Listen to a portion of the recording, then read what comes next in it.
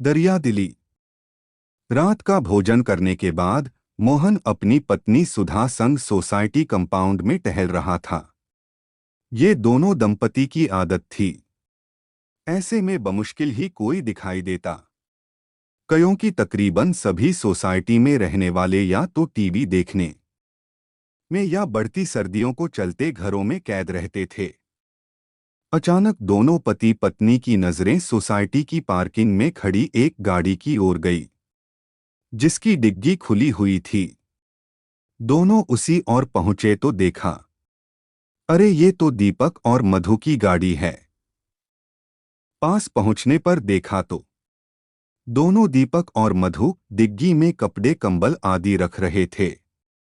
अरे दीपक भाई, मधु भाभी कहाँ की तैयारी हो रही है, कहीं जा रहे हो क्या? मोहन ने पूछा। दीपक और मधु ने एकटक मोहन और सुधा की ओर देखा, फिर मुस्कुराते हुए कहा, नहीं भाई साहब, बस वो देखिए, हम वैसे किसी को बताना नहीं चाहते थे, मगर आप दोनों ने देख लिया तो पहले आप दोनों वायदा कीजिए, आप ये किसी से भी नहीं कहेंगे। हाँ हाँ भाई, वायदा, पर बताओ तो आखिर बात क्या है? इस बार सुधा ने पहल करते हुए कहा। वो सुधा भाभी, हम लोगों ने गरीबों की मदद करने की सोची है। वो हमारे घरों में पुराने कपड़े जो हम पहनते नहीं है, जो रंगों में या तो फीके पड़ चुके थे या छोटे हो गए थे, अब हम खाते पीते परिवार से हैं तो यूं नो, बस वहीं, और कुछ कंबल ऊनी कपड़े हैं तो सोचा। वहां सड़क किनारे आजकल टोकरी खिलौनों वालों ने डेरा जमाया हुआ है। आते जाते उन पर निगाहें गई तो देखा वो फटे हुए कपड़ों में रहते हैं। अब हम लोगों को घरों में इतनी ठंड लगती है, रजाई कंबलों में, और वो फटे हाल कपड़ों में, वो भी सड़कों पर, तो उनका क्या हाल होता होगा। बस यही सोचकर उन लोगों की मदद के लिए हंसते हुए दीपक बोला, अरे ये तो बड़ी खुशी की बात है, तुम्हें सब सोसाइटी वालों को भी शामिल करना चाहिए।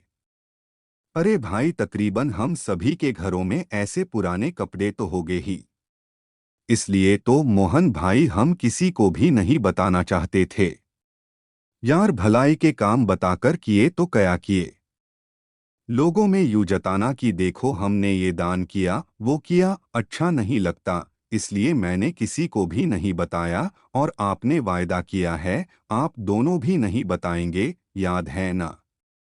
मोहन, हाँ भाई याद है, और वायदा पक्का, मगर कुछ समय, बस 10 मिनट दो, में भी तुम्हें अपने और सुधा के ऐसे कपड़े लाकर देता हूँ, तुम उन्हें भी बांट देना यार, ऐसे कामों में सबका सहयोग होना जरूरी है। मोहन सुधा तुरंत गए और एक गठरी बांधकर ले आए, दीपक और मधु को देते हुए बोले, खुश रहो मेरे भाई। कहकर दोनों दीपक और मधु से विदा लेकर टहलने चल दिए। वही कुछ ही पलों में दीपक मधु की गाड़ी उन्हें सोसाइटी से बाहर जाती दिखी। दोनों बेहद खुश थे, चलो कोई तो गरीबों का दर्द समझता है। मगर अगले दिन सुबह सुबह जब मोहन ने फेसबुक खोला तो लगभग 20 से 30 पिक्चर दीपक और मधु के फेसबुक अकाउंट पर उन्हें मुँह चिढ़ा रही थी, जिनमें वो अपने पुराने कपड़ों को देते हुए पिक्चर में मुस्कुराते नजर आ रहे थे। साथ ही लिखा था, करके देखिए अच्छा लगता है। दोस्तों, मैं अक्सर देखता हूँ लोगों को जो दिखावे के लिए ऐसी हरकतें करते हैं, किसी को कुछ भी देते वक्त फोटोशूट करते हैं, फिर बड़ी शान से उन्हें सोशल मीडिया पर डालकर वाहवाही लूटने की कोशिश करते हैं। दोस्तों, मैं इसे गलत मानता हूँ। हो सकता है ऐसा करके आप सामने वाले को भी ऐसा करने को प्रेरित करते हों, मगर ये आप केवल कहकर या लिखकर भी बता सकते हैं। उन्हें कुछ देते वक्त फोटोशूट करना कहाँ की दरियादिली है। कृपया ऐसा ना करें। मेरे पापा कहते हैं कि दान देना है तो ऐसे दो कि दाएं हाथ ने क्या दिया ये बाएं हाथ को भी खबर ना हो। कुछ दृश्यों का साक्षी केवल और केवल ईश्वर को ही रहने दीजिए, क्योंकि हम जो भी करते हैं उस ऊपर वाले की नज़रों में हमेशा रहते हैं।